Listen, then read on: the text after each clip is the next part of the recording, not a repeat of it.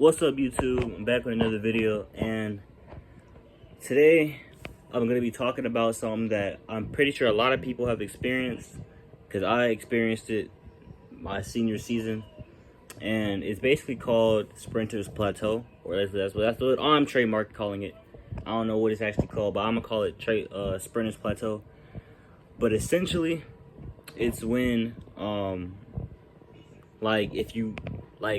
the main thing people got to realize is that track is not linear. Track is not a linear sport. It's not like, oh, I'm gonna just keep progressing and this is only gonna be up. No, there's gonna be times where you're gonna run slower, like you run a PR and you don't get close to that shit for a while, or there's gonna be times where you run a time, you might run a PR, but then you can't get no faster than that, or you'll stay like around that time. So if let's say your PR on the 200 was like mine, like a 23.2, and then you consistently just running 23.2 something else, like high, or like 23.3, or like somewhere like around that range, like you just can't seem to get past that PR. That's completely normal, and I feel like that's something I had to realize during my senior season, because I was getting really discouraged in the 400 because I was training, everything was going good, and I pulled my hamstring, and then I came back, but then I was never able to really, like, I ran the 400 the first time and I got out good. Like, I got out the first 200, I was flying, but then I wasn't conditioned, so I ended up dying on that last 100 and ran a 54. And then ever since then, my body was just like subconsciously just holding back to be scared from dying like that again. So the rest of the year, I just ran 53s, and they were low 53s, but like, it was still a 53. That shit is still rolled. But I was like, why isn't this happening? So, but that doesn't define you, right? So like, I ran 53s, but if I train now and I go to college and I start running the 400, I might open up with a 51 or a 50, or like, you know what I mean? Like, that shit just happens. Like, track is not a linear sport. Like, you cannot go into it and think, oh, I'm gonna just train hard and I'm gonna just keep getting faster.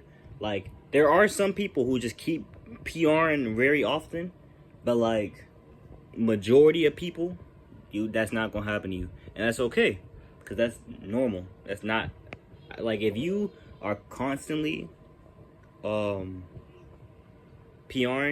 you are an anomaly. That shit does not happen all the time. So I feel like that's just something people really need to take into account, because you can't overtrain for real, because that's just gonna be counterintuitive. You're gonna hurt yourself or some shit. And it's not like basketball or some shit where you can just train hella hard all the time and just get better linearly like that. Like, no, you're gonna have to rest just as much, and like, you might pop out with it. Like, literally, like, it's not nothing is set in stone. So just because your PR, a dude's PR might be a 20.04, right? But like, let's just take Usain Bolt for example, right? Usain Bolt's PR in the 200 is 19.19, the world record, right? How close, out of all his times that he's ever ran, when was the last, like, after he ran that, he did not get close to that. Like, the closest I think he got to that after was 19.3. So my point being, like, some people, when you hit a PR, that might be your peak. And then some people, you might not be at your peak, but you're just like in a stagnant state right now. So, but you can get out of that stagnant state by doing certain shit. Like, you might have to change up how you train, how you rest, how you eat. Anything, like, minor things like that can tweak and get you out of that stagnant state. But a lot of the time, you could be doing everything right and still be stuck in that area, and that's cool. Like, some people, it just happens sometimes.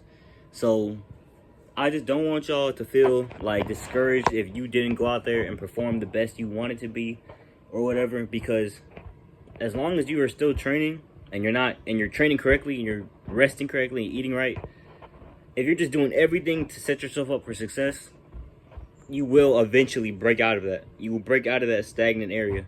Even if you seem like you're just staying in around the same time ranges, eventually you will break out.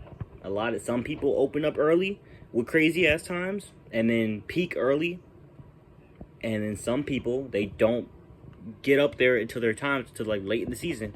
So it really varies depending on the person, but that should be all the more reason for you to be like not worrying about somebody else. Just because somebody else is running the craziest time right now, focus on yourself. So I just wanted to let y'all know that. Also, quick update. A lot, like, for a minute, most of the videos I'm gonna be making are gonna be videos like this, where I'm either giving tips or I'm talking about a track topic or something like that.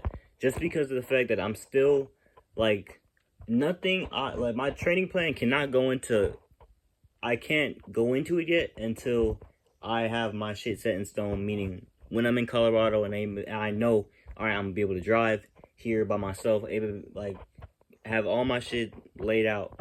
Because right now, nothing's set in stone. I can't even be sure that I can go to the track every single day or some shit because I can't drive, and I'm going on a trip like next week or something like that, and that's gonna play a factor. So like, this is a bunch of other things, but for now, I'll still keep uploading and giving y'all content and giving y'all tips and helping y'all out. And if you have any questions, just like, leave them in the comments, and I'll try to make a video to address your issues and stuff like that. But I just don't want y'all to think I'm just ducking the work. I promise you I'm not. There ain't shit I can do right now.